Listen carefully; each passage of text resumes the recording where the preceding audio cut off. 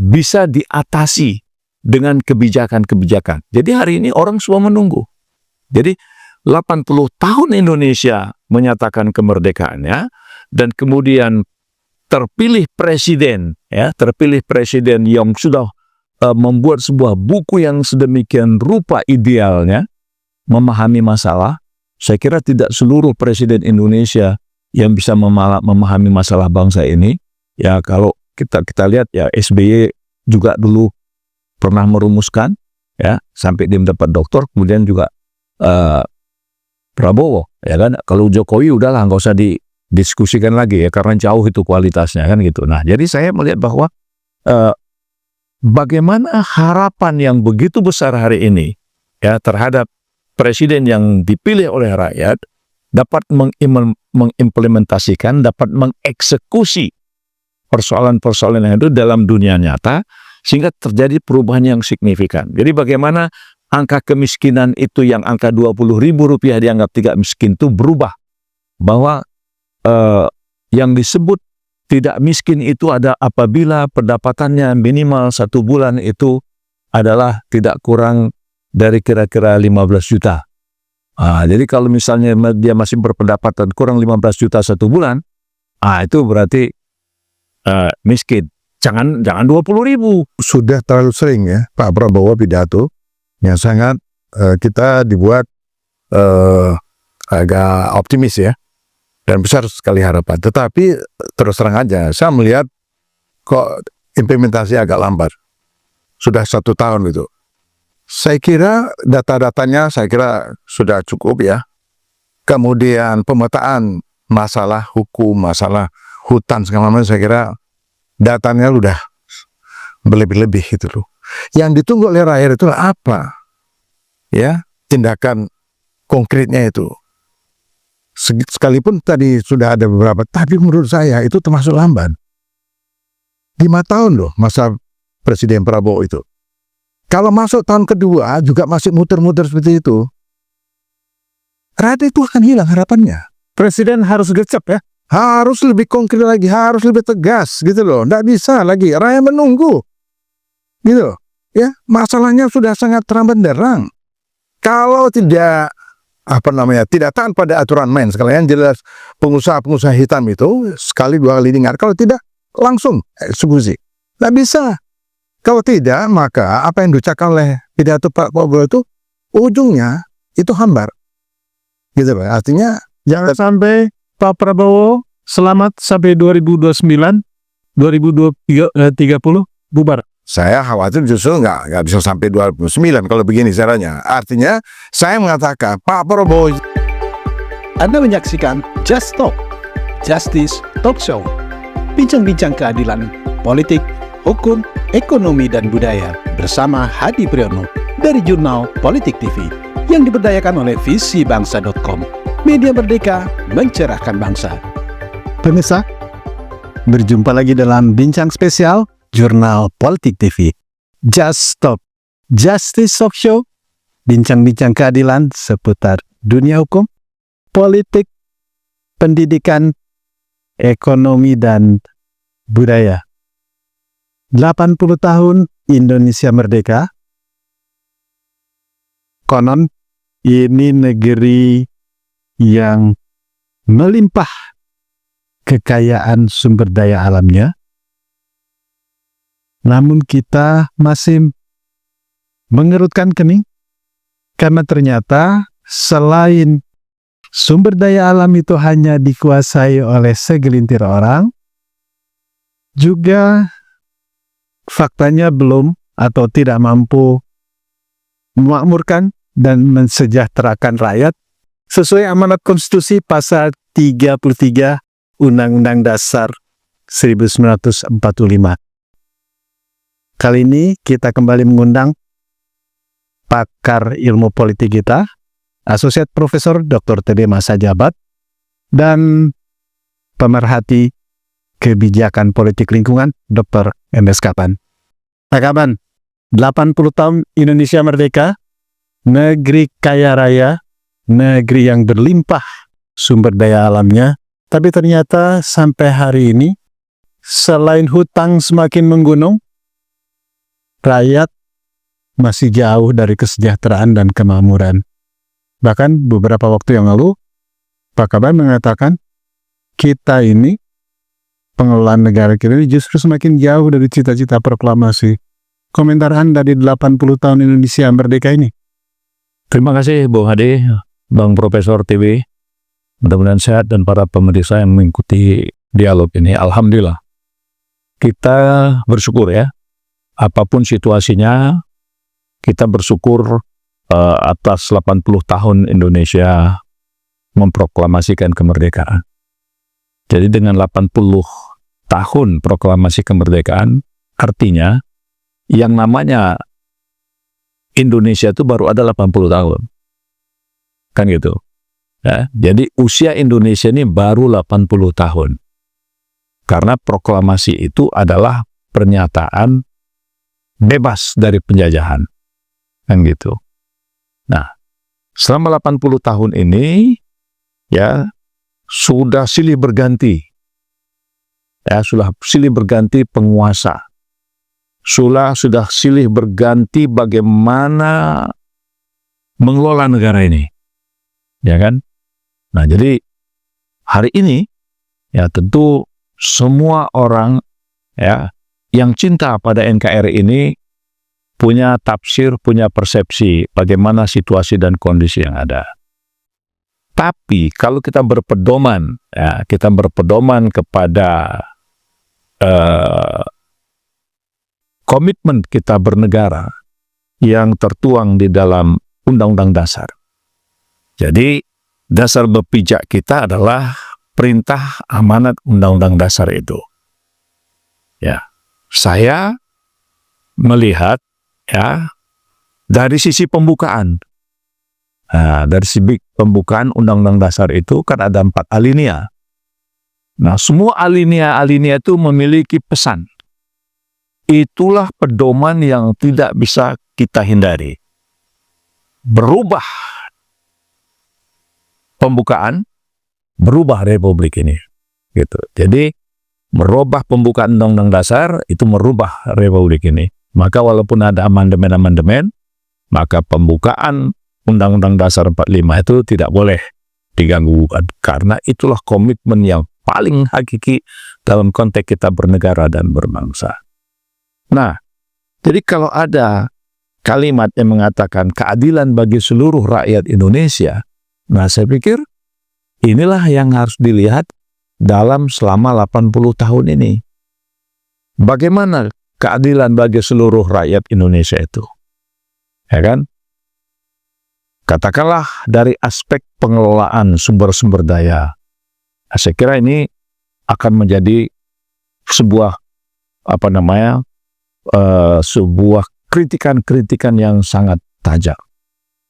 Nah, singkat kata saya ingin mengatakan bahwa setelah kita merdeka, pengelolaan terhadap sumber-sumber daya ekonomi rakyat itu untuk mewujudkan keadilan sosial bagi seluruh rakyat Indonesia, mewujudkan keadilan itu, inilah yang selama ini belum ditekuni secara serius karena kita masih terlalu patuh untuk melanjutkan cara-cara yang dilakukan oleh kolonial. Jadi cara-cara kolonial ini masih berkelanjutan, maka terjadi ketimpangan-ketimpangan yang sangat luar biasa. Hanya berganti penguasa saja? Hanya ganti baju saja. Tapi bagaimana mengelola itu, ini yang saya katakan terjadi ketimpangan. Sekarang lihat aja, penguasaan sumber-sumber daya lahan misalnya. Ya kan? Itu kan semakin timpang. Kemudian standar kemiskinan kita. Bayangkan, ya, Rp20.000 per hari itu dianggap tidak miskin. Jadi pendapatan Rp20.000 per hari dianggap tidak miskin. Sementara kalau kita ikuti standar yang sifatnya internasional, itu sudah hampir 194 juta orang rakyat Indonesia itu di bawah garis kemiskinan. Nah, jadi kita mau pakai yang mana? Gitu.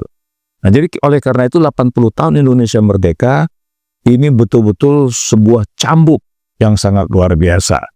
Nah, bagaimana misalnya dari aspek kita misalnya, kan ada Danau Toba ya, Nah, Danau Toba itu luasnya berapa?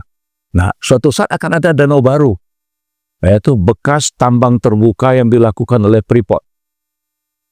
Ya, jadi sebelum Indonesia merdeka sudah ada Danau Toba, ya kan? Begitu luar biasa. Nah, kemungkinan nanti ke depan setelah kita Indonesia merdeka ini, danau terbesar dan terdalam di dunia itu jangan-jangan itu Freeport, karena itu tambang terbuka, gitu.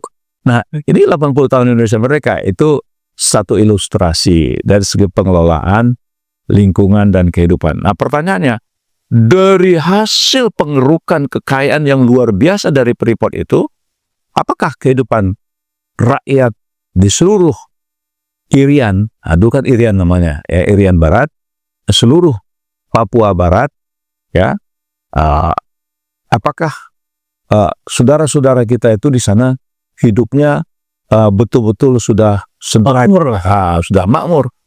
Ya. Jadi dari pengerukan yang sedemikian rupa dan nanti itu menjadi danau yang terluas juga, danau baru, mungkin itu perlu dipikirkan juga menjadi kawasan wisata itu. Ya, jadi kawasan wisata tambang, ya kan? Nah, bagaimana itu open pit, ya kan? Dengan kedalaman yang sekian ribu meter lah gitu kan. Nah, itu satu contoh. Kita lihat bagaimana masyarakat. Nah, begitu juga misalnya kawasan-kawasan lain dengan kawasan-kawasan katakanlah hutan, ya, hutan yang diberikan kepada Indonesia ini yang boleh katakan kawasan kita itu kan hampir 180 juta hektar, ya, termasuk semualah hampir darat kita hampir 180 juta hektar. Nah, kemudian bagaimana kondisinya hari ini pengelolaannya tadi itu kan kemudian kita kaitkan dengan angka kemiskinan yang tadi 194 juta itu kan sebuah cambuk yang besar. Nah, jadi di sini saya melihat bahwa banyak agenda-agenda ke depan yang harus merubah, ya, jangan melanjutkan cara-cara kolonial. Tapi Pak Kaban, ini kan sepertinya kita jalan di tempat ini. Situasi paradoks Indonesia ini kan bukan baru hari ini terjadi.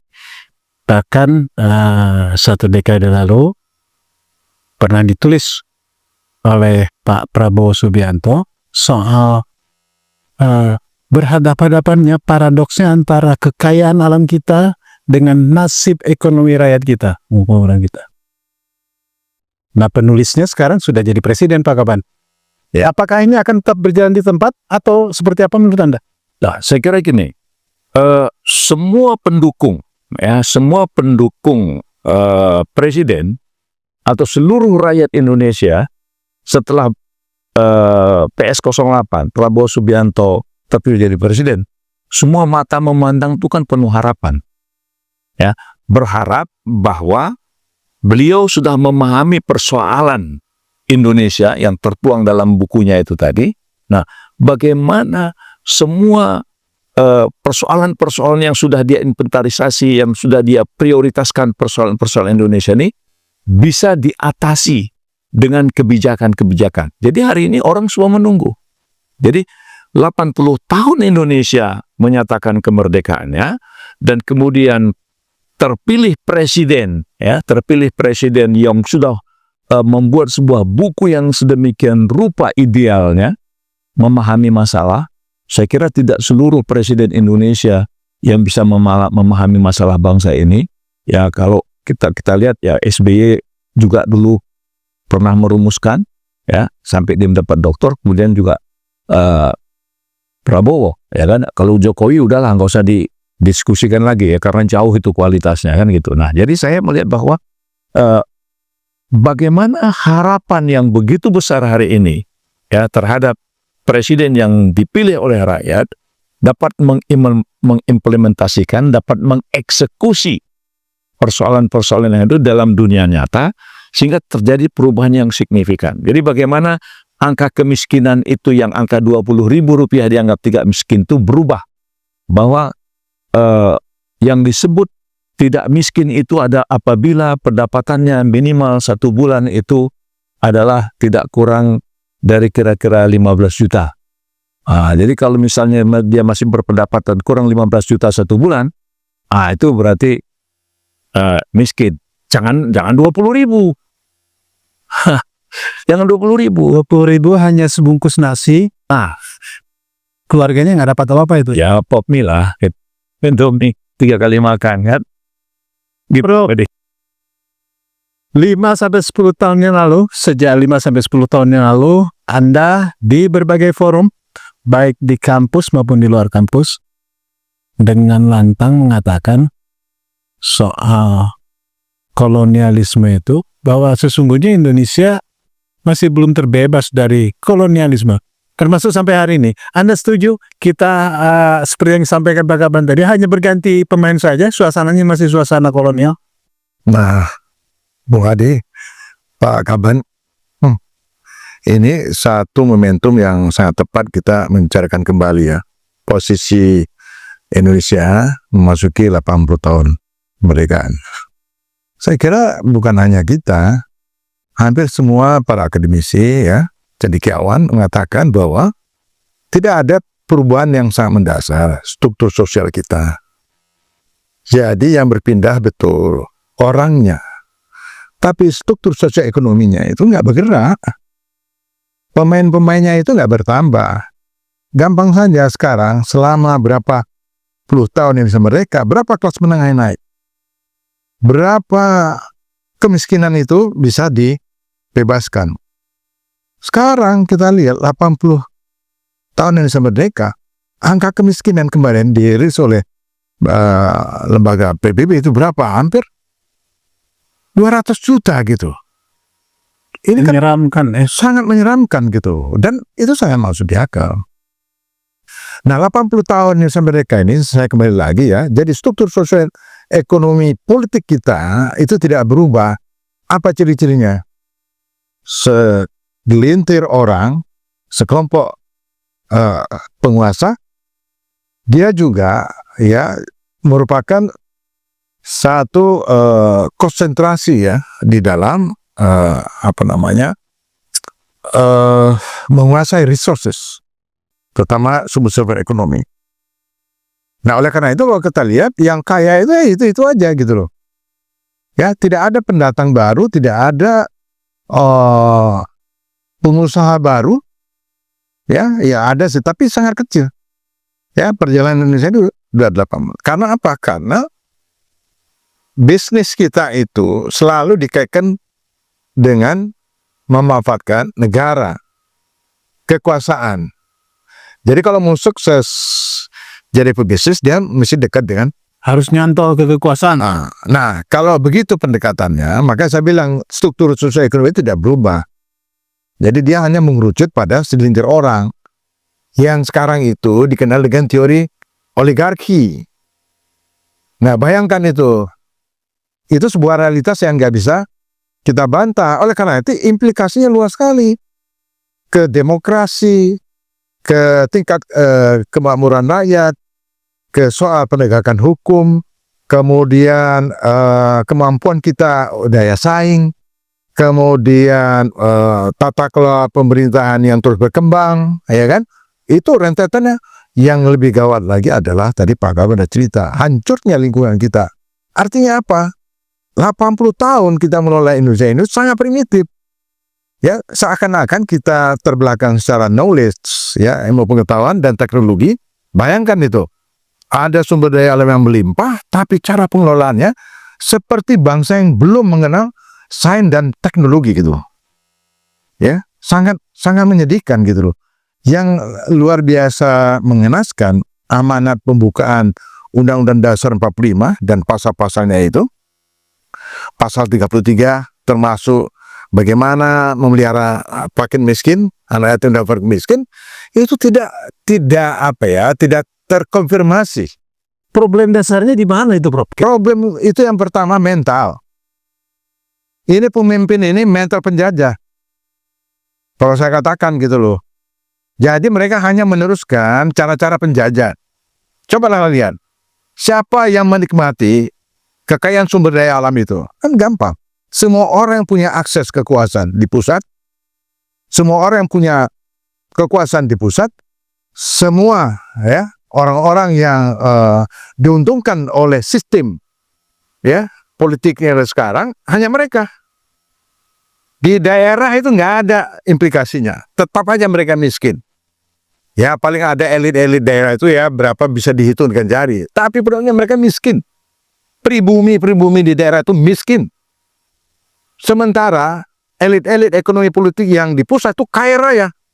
Entah dia sebagai seorang birokrat, dia seorang juga aparatur keamanan, ya, Dan dia juga pengteng. dan dia para politisi, ya kan itu yang menikmati Indonesia 80 tahun. Mereka yang paling kaya. Nah ini yang orang-orang di daerah, tokoh-tokoh di daerah itu miskin. Coba aja lihat. Ya, mereka menurun dari segi penguasaan aset segala macam menurun. Kita juga amati mana pengusaha-pengusaha di daerah yang berkembang. Tidak ada. Kenapa? Karena tidak disediakan akses, tidak didukung oleh regulasi. Bagaimana entrepreneur di daerah itu diperkuat gitu loh. Tidak kemudian dibebankan macam-macam pungutan. Bagaimana berkembang? Sementara ada pengusaha yang nempel terus, yang bisa nyogok penguasa, dia dapat akses. Dan penguasanya juga sekaligus ada juga yang jadi pengusaha. Ya itu yang saya bilang. Ini kan model struktur ekonomi kolonial. Ini yang belum berubah, Bung Hadi. Pak Kaban, Anda pernah duduk menjadi wakil rakyat, sekaligus juga Anda pernah duduk menjadi orang pemerintahan, seorang menteri. 80 tahun Indonesia merdeka, buahnya bukan saja sumber daya alam kita semakin menyusut, bahkan lingkungan alam kita semakin rusak. Kira-kira problemnya di mana kalau menurut Anda dalam kacamata sebagai wakil rakyat yang merumuskan aturan-aturan mengelola negara ini, dan malah sekaligus sebagai pelaku yang menjalankan aturan ini sebagai seorang menteri? Ya, jadi tadi saya sudah menyebutkan silih berganti ya, silih berganti kekuasaan itu di Indonesia sama 80 tahun merdeka ini. Tadi saya mengatakan cara-cara kolonial itu masih berlanjut gitu. Nah, kemudian jadi kan tadi juga disinggung masalah soal mental. Nah, jadi kita ini masalah sustainable. Keberlanjutan itu seringkali terhambat, terkendala. Ya, jadi begitu berganti ya penguasanya, maka kemudian berganti pula instrumen-instrumen, mekanisme-mekanismenya, sehingga dia tidak menuju arah yang seharusnya. Banyak contoh, Bung Adi. Misalnya di Sumatera Utara, ya kan? Di sana ada Pertamina Pangkalan Berandan. Di awal-awal kemerdekaan, dia punya kontribusi yang besar. Menjadi salah satu andalan kita ya. Andalan kita. Tapi setelah kita merdeka, ya kan, hanya sedikit problem ekonomi, persoalan ekonomi, dia ditutup. Nah, ini kan artinya apa? Masalah keberlanjutan itu tidak pernah dipikirkan. Kita pernah menghasilkan per hari itu sampai 1 juta barel lebih per hari. Ya, 1,2 juta barel. Hari ini hanya tinggal 700-800 ribu barel per hari. Berarti banyak ladang-ladang minyak yang sudah diinvestasi itu terbengkalai. Nah, ini karena apa? Persoalan keberlangsungan. Ini pengelolanya adalah BUMN.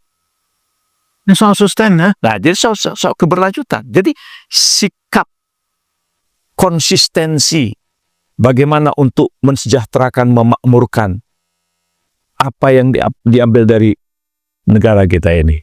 Sumber dayanya udah terkuras sedemikian rupa. Jadi karena ada yang tidak konsisten, ya pengelolaan itu terkadang-kadang hanya gara-gara bahwa kita tidak punya modal, lalu kita undang asing seluas-luasnya. Nah, kemudian kita menjadi terjajah kembali, tidak bisa menentukan. Nah, jadi apa yang diamanatkan oleh kalimat bahwasanya kita ini dengan kemerdekaan itu menjadi jembatan emas, gitu kan? Sekarang ini penuh dengan kecemasan, jembatan cemas nih, gitu kan? Jadi, jadi ini kalau lihat tadi ada cara-cara pengelolaan yang menurut saya harusnya itu kan harus terus diupdate. Semakin hari semakin masyarakat semakin menikmati. Nah, sekarang kan tidak. jauh dia gitu. Nah, termasuk pemberian konsesi-konsesi. Jadi saya mengatakan itu adalah karena saya menilai wah, ini perlu dirubah gitu. Ini perlu dirubah. Ada langkah pemerintah yang cukup menarik, Perpres nomor 5 tahun 2025, penertiban kawasan hutan, bentuk di lapangannya ada satgas. Iya, jadi Tapi masyarakat mulai mengeluh ini dan mulai sih was-was ini. Kok yang disasar malah urusan kecil-kecil? ya, jadi Bung Hadi, saya tadi mengatakan bahwa ada cara pengelolaan yang tidak memikirkan sustainable, keberlangsungan, keberlanjutan, kemudian bagaimana kontribusinya. Ya, saya kira ini yang selama ini tidak ditekuni, ya. Tahap-tahapannya itu tidak pernah terawasi dengan baik. Misalnya kalau dulu ada GBHN, ya kan, nah sehingga orang bekerja menurut apa yang sudah diamanatkan itu. Sekarang kan suka-suka. Ya. Nah, apakah ini perlu dibiarkan lagi, ya kan? Nah, alasan tadi saya sebutkan juga karena tidak ada modal, kita undang asing, ya. Kan kadang-kadang kita baca sejarah itu, waktu kita di awal-awal merdeka, nilai rupiah kita tinggi kok. Nilai rupiah kita tinggi dibandingkan dengan mata-mata uang asing yang hari ini. Nah, kita kan semakin terpuruk nih. Nah, jadi mestinya gitu kan, ini mesti ada pemimpin yang kuat, yang betul-betul melaksanakan perintah konstitusi, dan kemudian penegakan hukum yang konsisten tadi itu, dan keberpihakan kepada rakyat harus jelas, ya. Jadi ada satgas-satgas itu kan untuk mengejar perusahaan-perusahaan besar, ya, pengelola-pengelola besar yang menguasai lahan-lahan milik negara. Kalau rakyat itu kan karena ada yang besar itu. Dan mereka, sana boleh kok kami enggak. Ini rakyat loh. Nah, harusnya yang dikuasai hari ini bagaimana rakyat menikmati dengan bahasa presiden untuk sebesar-besar kemakmuran rakyat. Ya kan? Kita kutip aja nih. Nah, apa yang disampaikan oleh presiden, ya kan, bahwa satgas ini, penguasaan ini, ya kan, milik negara, dikuasai negara untuk besar-besar kemakmuran rakyat. Nah, prakteknya kenapa yang rakyat-rakyat itu juga disikat? Jadi inkonsisten kan? Gitu. Nah, kita mau salahin siapa? Ya kan? Nah, ada pelaksanaan-pelaksanaan yang tidak mengikuti apa yang diperintahkan oleh presiden sendiri. Gitu loh. Baik, Nagawan. Prof, sebagai yang terakhir ini, catatan Anda, ini kan politik kebijakan negara untuk sebesar-besar kemakmuran rakyat ini kan tetap harus berjalan nih, nggak mungkin berhenti. Catatan Anda, Prof. Ya, catatan saya sudah terlalu sering ya Pak Prabowo pidato yang sangat kita dibuat agak optimis ya, dan besar sekali harapan. Tetapi terus terang aja, saya melihat kok implementasi agak lambat. Sudah 1 tahun itu. Saya kira data-datanya sudah cukup ya. Kemudian pemetaan masalah hukum, masalah hutan segala macam, saya kira datanya udah berlebih-lebih gitu loh. Yang ditunggu oleh rakyat itu apa? Ya, tindakan konkretnya itu. Sekalipun tadi sudah ada beberapa, tapi menurut saya itu termasuk lambat. 5 tahun loh masa Presiden Prabowo itu. Kalau masuk tahun kedua juga masih muter-muter seperti itu, rakyat itu akan hilang harapannya. Presiden harus gercep ya. Harus lebih konkret lagi, harus lebih tegas gitu loh. Nggak bisa lagi, rakyat menunggu. Gitu. Ya, masalahnya sudah sangat terang benderang. Kalau tidak tidak taat pada aturan main, sekalian jelas pengusaha-pengusaha hitam itu sekali 2 kali diingat, kalau tidak langsung eksekusi. Nggak bisa. Kalau tidak, maka apa yang diucapkan oleh pidato Pak Prabowo itu ujungnya itu hambar. Gitu Pak. Artinya Jangan sampai Pak Prabowo selamat sampai 2029, 2030 bubar. saya khawatir justru nggak bisa sampai 2029 kalau begini caranya. Artinya saya mengatakan Pak Prabowo itu harus memimpin revolusi. Revolusi yang terpimpin dari atas. Ya, pemerintah lain kemudian membereskan semua itu. Hanya dengan begitu harapan rakyat itu ya bisa dijawab. Dengan begitu apa yang selalu dipidatokan oleh Pak Prabowo itu bisa dicapai. Ini kita lihat masih banyak kok yang main-main ini. Itu Bung Hadi. Ya, jadi Pak Prabowo lah kemudian yang memimpin revolusi. Nggak bisa lagi pendekatannya secara konvensional, secara revolusioner. Baik, Prof. Terima kasih, Pak Kawan. Prof TB. Pemirsa, nantikan telah menarik lainnya hanya di Jurnal Politik TV, terutama telah kita 80 tahun Indonesia Merdeka. Billahi taufiq wal hidayah. Wassalamualaikum warahmatullahi wabarakatuh. Merdeka! Merdeka, Allah Akbar. Anda menyaksikan Just Talk, Justice Talk Show. Bincang-bincang keadilan, politik, hukum, ekonomi, dan budaya bersama Hadi Priyono dari Jurnal Politik TV yang diberdayakan oleh visibangsa.com. Media merdeka mencerahkan bangsa.